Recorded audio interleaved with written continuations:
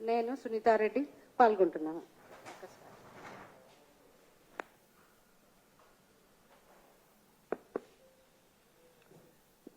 Media మిత్రులందరికీ నమస్కారం.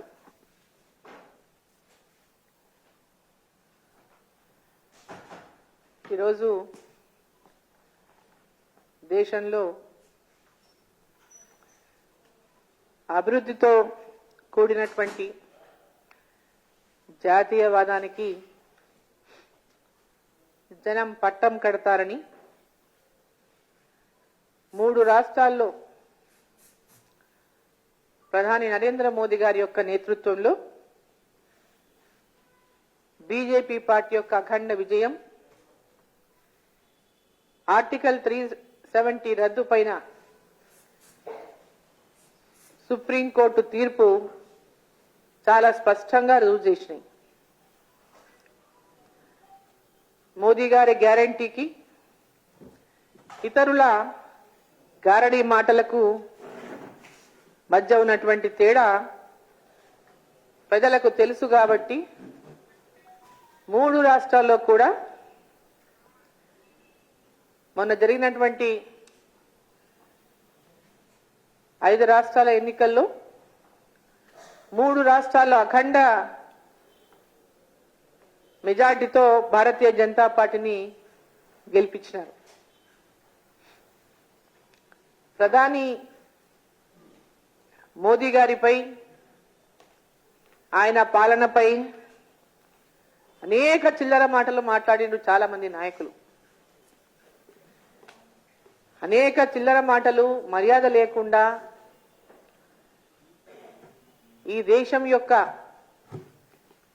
కీర్తిని కూడా తగ్గించేటటువంటి ప్రయత్నం చేస్తూ అనేక మంది మాట్లాడిండ్రు. ఈ ఎన్నికల ఫలితాలన్నీ కూడా వారికి చెంప దెబ్బ లాంటివని చెప్పి ఈ సందర్భాన్ని నేను తెలియజేస్తాను.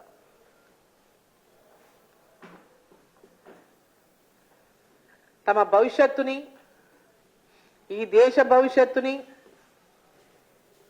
ఎవరుంటే కాపాడుతారో, ఎవరుంటే ఈ దేశం ప్రగతిని సాధిస్తుందో, ఎవరుంటే ఈ దేశ ప్రజల యొక్క ప్రగతి గురించి ఆలోచిస్తారో కుండ బద్దలు కొట్టినట్టు ఆ రిజల్ట్స్ చెప్పినాయి. అందుకే 3 రాష్ట్రాల్లో కూడా, 3 పెద్ద రాష్ట్రాల్లో కూడా, ఆ 3 రాష్ట్రాల్లో కూడా డబుల్ ఇంజన్ సర్కారు కావాలని అక్కడ వారు భారతీయ జనతా పార్టీని మంచి మెజార్టీతో గెలిపించినారు. మధ్యప్రదేశ్లో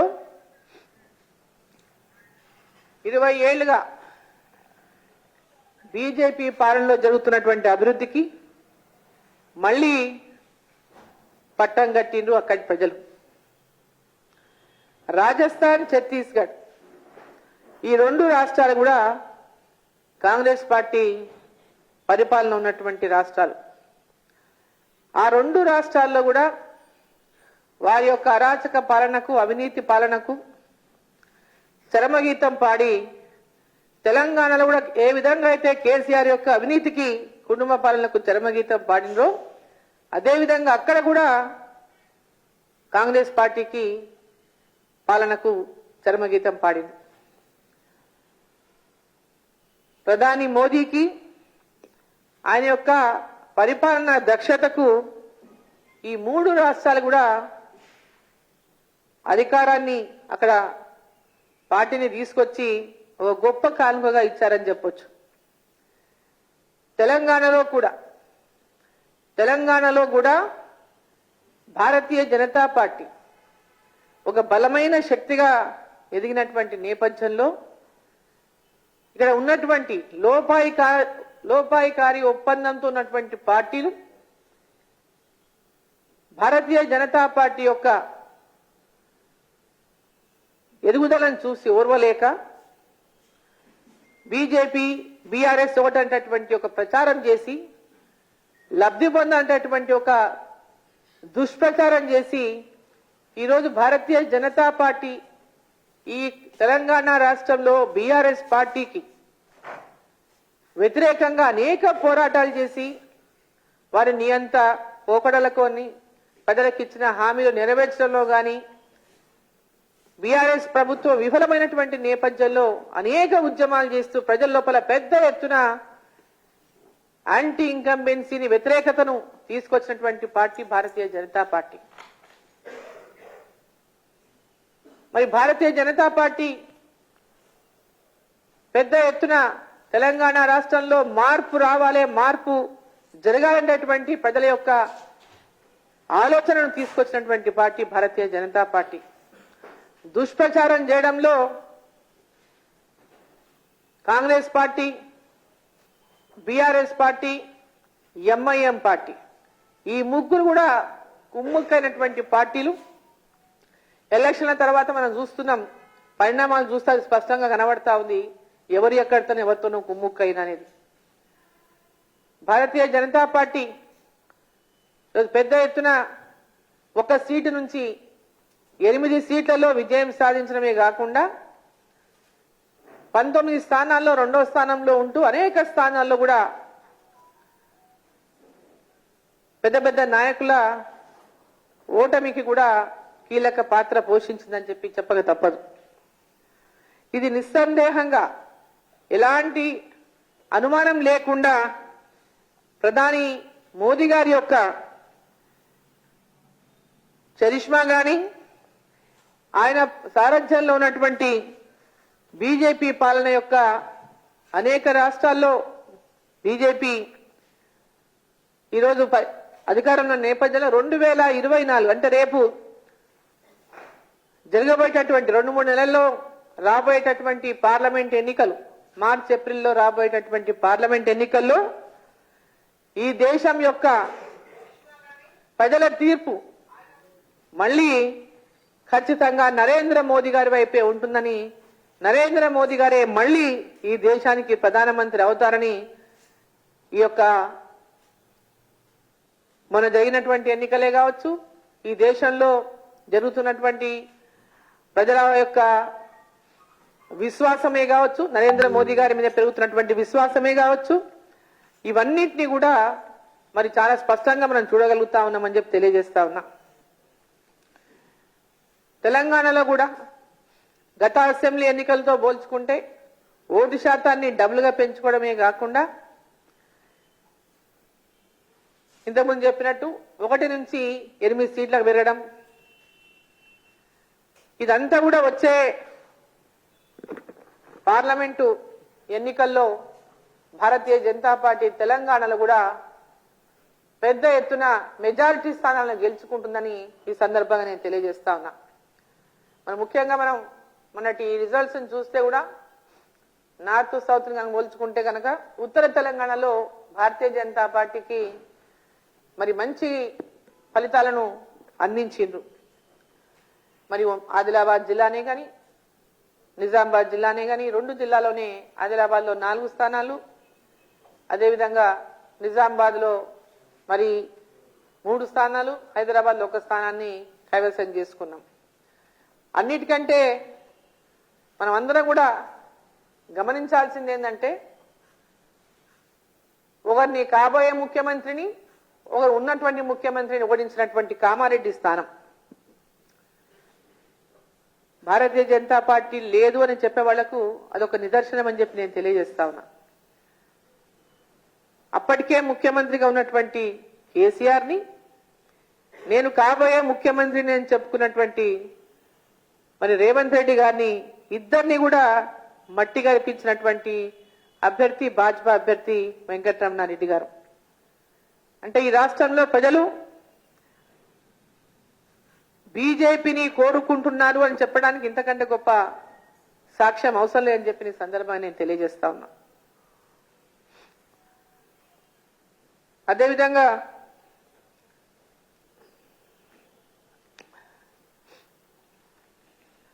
తెలంగాణలో మరి మనం అనుకున్నటువంటి స్థాయిలో మరి ఫలితాలు రాకపోయినప్పటికీ కూడా వాటిని విశ్లేషించుకొని మరి రాబోయేటటువంటి పార్లమెంట్ ఎన్నికల్లో కిషన్ రెడ్డి గారి యొక్క నాయకత్వంలో మరి ఇప్పుడు 1 నుంచి 8 స్థానాలకు వెళ్ళడమే కాకుండా 1 శాతాన్ని కూడా పెంచుకొని ముందుకు పోతున్నటువంటి నేపథ్యంలో నరేంద్ర మోదీ గారి యొక్క నాయకత్వంపై ప్రజలకు ఉన్నటువంటి నమ్మకమే గాని నరేంద్ర మోదీ గారు మళ్ళీ దేశంలో ప్రధానమంత్రిగా కావాలని ప్రజలు కోరుకుంటున్నటువంటి విషయమే గాని మరి ఇవన్నిటిని కూడా మరి తీసుకొని వచ్చేటటువంటి పార్లమెంట్ ఎన్నికల్లో పక్కా వ్యూహంతో మరి ముందుకెళ్లి మెజారిటీ పార్లమెంటు స్థానాలను భారతీయ జనతా పార్టీ సాధించుకుంటుందని చెప్పి సందర్భంగా నేను తెలియజేస్తా ఉన్నా. మరి ఇప్పుడు ఇక్కడ ముఖ్యంగా మనం రాష్ట్రంలో ఈరోజు చూస్తున్నటువంటి పరిస్థితులు, గతంలో బీఆర్ఎస్ పార్టీ అవినీతి పైన అనేక పోరాటాలు చేసినాం. ఈ రాష్ట్రం పెద్ద ఎత్తున అప్పుల్లో కూరుకుపోయిందని చెప్పినాం. అప్పుల్లో కూరుకుపోయినటువంటి ప్రభుత్వం కాంగ్రెస్ పార్టీ కూడా చెప్పింది అనేక సార్లు ఈ యొక్క రాష్ట్ర ప్రభుత్వం లక్షల కోట్ల అప్పులు చేసింది అనేటటువంటి మాట కాంగ్రెస్ పార్టీ కూడా చెప్పిన విషయాన్ని మనం ఒకసారి గుర్తు చేసుకోవాలి. అయినప్పటికీ కూడా వాళ్ళు ఉచితాల గురించి ప్రకటన చేసిండ్రు. ఆ ఉచితాలను ఇవాళ ఆశగా ఎరవేసి మరి ఈరోజు ప్రజల నుంచి ఏ విధంగా అయితే బీఆర్ఎస్ పార్టీ అన్నాడు అట్లాంటి అబద్ధపు హామీలు ఇచ్చి ప్రజలను మభ్యపెట్టిందో ఈరోజు అదే విధంగా కాంగ్రెస్ పార్టీ మభ్యపెట్టేటటువంటి ప్రయత్నం చేసింది ఎన్నికల సమయంలో. కానీ ఇప్పుడు వాళ్ళకు ఉన్నటువంటి అనేక పెను సవాళ్లు ఉన్నాయి. ఈరోజు రాష్ట్రంలో ఆర్థికపరమైనటువంటి అనేకమైనటువంటి ఇబ్బందులు అనేటటువంటిది మాట రోజు పత్రికల్లో మరి రావటం ప్రారంభమైనవి. మరి దీన్ని సాకుగా చూపి కాంగ్రెస్ పార్టీ వారు ఇచ్చినటువంటి హామీలను ఎట్టి పరిస్థితుల్లో కూడా పక్కదారి పట్టియొద్దని చెప్పి నేను కోరుతా ఉన్నా. ఖచ్చితంగా వారు ఇచ్చినటువంటి హామీని తెలంగాణ ప్రజలు ఏ ఆకాంక్షలతోనైతే తెలంగాణ రాష్ట్రం కోసం పోరాటం చేసి సాధించుకున్నారో మరి ఈరోజు తెలంగాణ రాష్ట్రంలో బీఆర్ఎస్ పార్టీని ఓడించాలనేటటువంటి ఒక యాంటీ ఇన్కంబెన్సీ అయితే ప్రజల లోపల వచ్చిందో పెద్ద ఎత్తున ప్రభుత్వాన్ని మార్చాలనేటటువంటి ఒక మార్పులో భాగంగా ఈరోజు ఇక్కడ కాంగ్రెస్ పార్టీ అధికారంలోకి వచ్చింది బొటాబొటిగా. మరి ఇప్పుడున్నటువంటి వాళ్ళు ఏవైతే హామీలు ఇచ్చిందో హామీల పట్ల వాళ్ళు ఇచ్చినటువంటి హామీలన్నింటినీ కూడా గైడ్ లైన్స్ పేరటనో లేదా ఇంకా వాటిని ఇంకా మేము గైడ్ లైన్స్ తయారు చేయలేదనో లేదా ఇంకో కారణం చేతనో వాటిని ఆలస్యం చేయకుండా వాళ్ళన్నారు 100 days లోపల అమలు చేస్తామని చెప్పేటటువంటి మాట చెప్పిండ్రు. 100 days లోపట కాదు, ఇంకొక 3 నెలలు కాకుంటే 4 నెలలు కానివ్వండి, కానీ వాటి అన్నింటినీ కూడా ప్రజలకు ఇచ్చినటువంటి హామీలన్నింటినీ కూడా ఇప్పుడు వచ్చినటువంటి కొత్త ప్రభుత్వం మరి నెరవేర్చాలని చెప్పి ఈ సందర్భాన్ని నేను తెలియజేస్తా ఉన్నా. ఎందుకంటే ఈరోజు పత్రికల్లో చూస్తున్నాం ఆ గ్యాస్ గురించి, మొత్తం గ్యాస్ ఏజెన్సీల ముందల వందలాది మంది క్యూలు కట్టుకొని ఉంటున్నారు.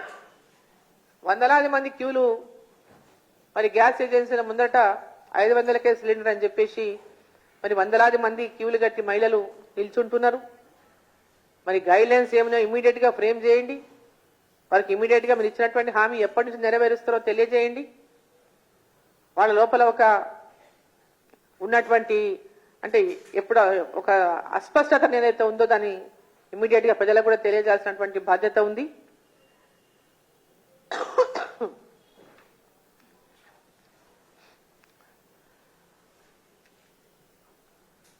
అదేవిధంగా ఇప్పుడు రైతు బంధు విషయంలో మరి ఎమ్మడే అమలు చేస్తామన్నారు. మరి ఇప్పుడేమో మరి పాత 5,000 ఇస్తాము, తర్వాత మిగతాది ఇస్తామనేటటువంటి మాట చెప్తున్నట్టుగా మరి మీడియాలో వార్తలు వస్తున్నాయి. మరి ఇమ్మీడియట్ గా వారు రైతులకి మరి నెక్స్ట్ క్రాప్ కి ఏవలసినటువంటి వాళ్ళ ఖాతాల్లో జమ చేయాల్సినటువంటి రైతు బంధు అమౌంట్ ని మీరు ఇచ్చినటువంటి హామీ ప్రకారం వారికి జమ చేయాలని చెప్పి సందర్భంగా నేను కోరుతా ఉన్నా. మరి మహిళలకు కానీ అదేవిధంగా ఇతర హామీల విషయంలోనే కానీ స్పష్టంగా ఎప్పటి నుంచి మీరు ఇవన్నీ అమల్లోకి తెస్తారో కూడా ప్రజలకు తెలియజేయాల్సినటువంటి అవసరం కూడా ఉందని చెప్పి సందర్భంగా నేను తెలియజేస్తా ఉన్నా. మన ముఖ్యంగా కేంద్రంలో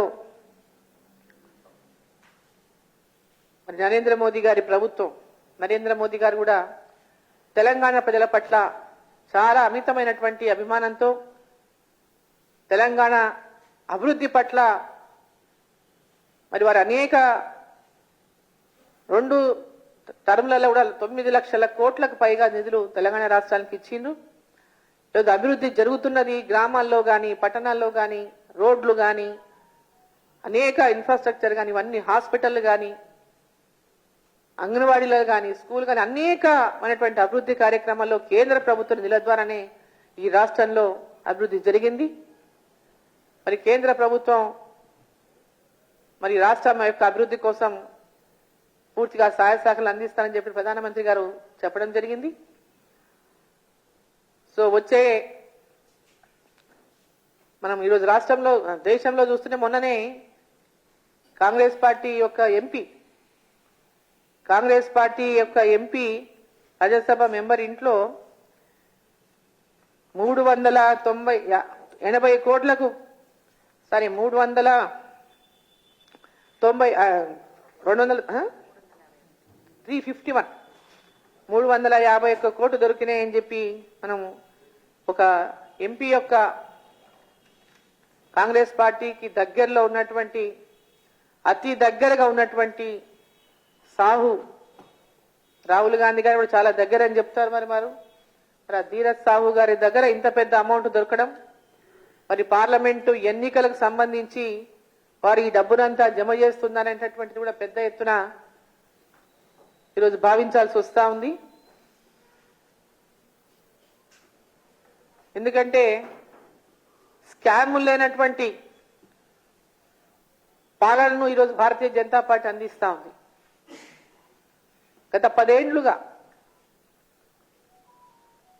నీతివంతమైనటువంటి పాలన, అభివృద్ధివంతమైనటువంటి పాలన, దేశం అభివృద్ధి కాకుండా ప్రజల యొక్క సంక్షేమంతో పాటు రాష్ట్రాల అభివృద్ధి, గ్రామాల అభివృద్ధి, దేశం అభివృద్ధికి కట్టుబడి ఉండి నరేంద్ర మోదీ గారు ఒక పక్క పనిచేస్తా ఉంటే ఈ అవినీతి మహారాజులంతా, అవినీతి సామ్రాట్లంతా కలిసి నరేంద్ర మోదీ గారిని ఎట్లయినా గద్దె దించాలని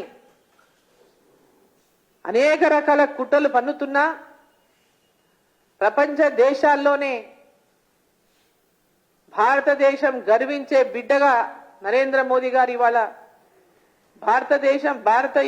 భారతదేశంలో ఉన్నటువంటి ప్రతి బిడ్డ ఏ దేశంలో ఉన్నప్పుడు గర్వించే విధంగా ఈరోజు భారతదేశం యొక్క కీర్తి ప్రతిష్టలు ఒక పక్క పెంచుకుంటూ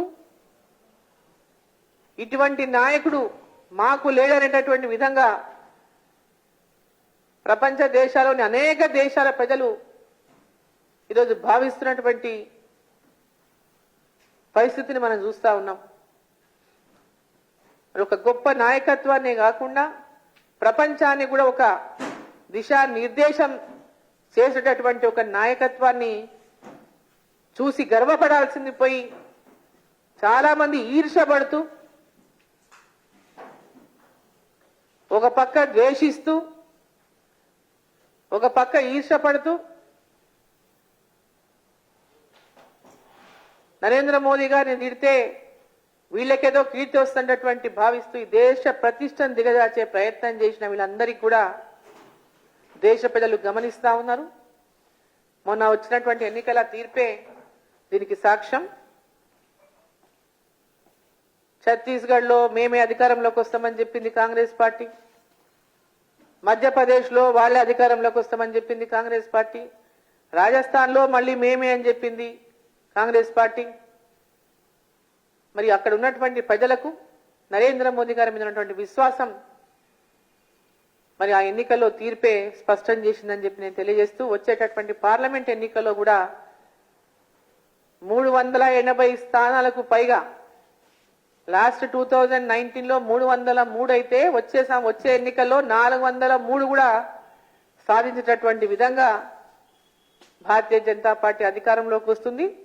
తిరుగులేని మెజార్టీని భారతీయ జనతా పార్టీ వచ్చే పార్లమెంట్ ఎన్నికల్లో సాధిస్తుందని చెప్పి ఈ సందర్భంగా తెలియజేస్తూ, భారతీయ జనతా పార్టీ తెలంగాణ రాష్ట్రంలో కూడా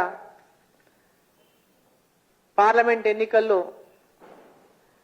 మెజారిటీ స్థానాలను గెలుచుకుంటుందని చెప్పి విశ్వాసాన్ని వ్యక్తం చేస్తూ మీడియా మిత్రులకు అందరికీ ధన్యవాదాలు.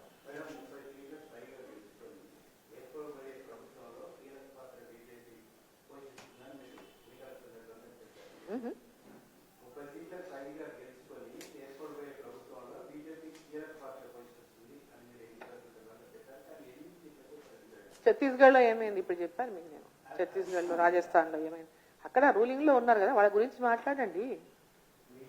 ఇక్కడ మేము రూలింగ్ లో ఉండి పోగొట్టుకోలేదు, పోరాటం చేశాం, సాధించాం. మా పోరాటంలో వాళ్ళు ఎప్పుడు పోరాటం చేయలేదు ప్రభుత్వానికి వ్యతిరేకంగా. యాంటీ ఇంకంబెన్సీని బిల్డ్ చేసిందే భారతీయ జనతా పార్టీ. వాళ్ళు ఈ గ్యారంటీలు అని చెప్పి కేసీఆర్ లాగానే వీళ్ళు ఆ గ్యారంటీల పేరు మీద ప్రజల్ని మోసం చేసినారు, మభ్యపెట్టినారు. ఈరోజు ఎన్నో పోరాటాలలో ఎక్కడైనా ఒక కాంగ్రెస్ నాయకులు అరెస్ట్ అయినారా ఏ రోజైనా? కాంగ్రెస్ పార్టీ ఈరోజు భారతీయ జనతా పార్టీ బిల్డ్ చేసినటువంటి యాంటీ ఇంకంబెన్స్ ని వాళ్ళ యొక్క మాయ మాటలతోనే ప్రజలని మోసం చేసి అది బొటాబొటిగా సీట్లు సాధించిండ్రు.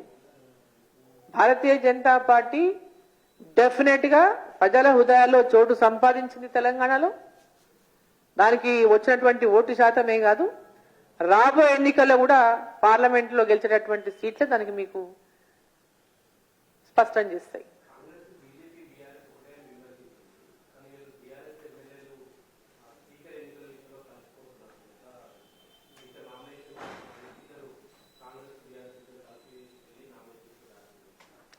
మనం ఫస్ట్ నుంచి చెప్పినాం కదా, వాళ్ళు ముగ్గురు ఒకటే అని.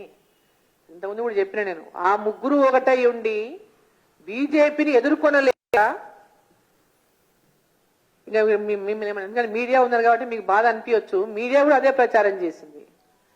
మీడియా కూడా ఏం చేసింది, కాంగ్రెస్ చెప్పినటువంటి మాటని ఎక్కువ తీసుకెళ్ళింది ప్రజల్లోకి. మీడియా కావచ్చు, సోషల్ మీడియా కావచ్చు, చాలా స్పష్టంగా భారతీయ జనతా పార్టీ ఎవరితో ఎలాంటి ఇది లేదని చాలా స్పష్టంగా ప్రధానమంత్రి గారు చెప్పినటువంటి నేపథ్యంలో కూడా ఇక్కడ వాళ్ళొక ఒక బీఆర్ఎస్, కాంగ్రెస్, ఎంఐఎం ముగ్గురు లోపాయకారి ఒప్పందాలు వాళ్ళు పెట్టుకొని భారతీయ జనతా పార్టీని బ్లేమ్ చేసేటటువంటి ప్రయత్నం కొంతకాలంగా చేసినాయి. ఆ యొక్క దాంట్లోనే వాళ్ళు భారతీయ జనతా పార్టీని డౌన్ చేయాలనేటువంటి ప్రయత్నం చేసినాయి. అయినప్పటికీ కూడా భారతీయ జనతా పార్టీని ప్రజలు విశ్వాసం ఉంది కాబట్టి 1 సీటు నుంచి 8 సీట్లకు తీసుకుపోయిండ్రు. 19 సీట్లలో 2వ స్థానంలో ఉంచిండ్రు. కాబట్టి ప్రజల విశ్వాసం భారతీయ జనతా పార్టీ పట్ల ఉన్నది. రేపు వచ్చేటటువంటి పార్లమెంట్ ఎన్నికలు కూడా తప్పకుండా భారతీయ జనతా పార్టీ మెజారిటీ సీట్లు తెలంగాణ నుంచి అందిస్తుంది.